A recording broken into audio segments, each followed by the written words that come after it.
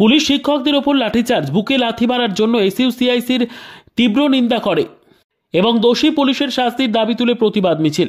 এসইউসিআইসি মথুরাপুর 2 নম্বর ব্লকের পক্ষ থেকে জানান, তৃণমূল সরকারের সীমাহীন দুর্নীতির পরিণামে স্বচ্ছতা ও দক্ষতার ভিত্তিতে কর্মরত থাকা সত্ত্বেও হাজার হাজার শিক্ষকের চাকরি বাতিলের রায় হয়েছিল।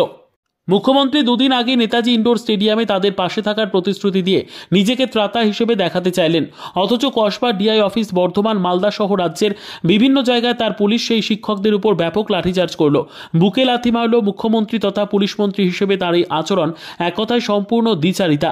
আমরা এর তীব্র নিন্দা করছি এবং দোষী পুলিশের শাস্তির দাবি করছি।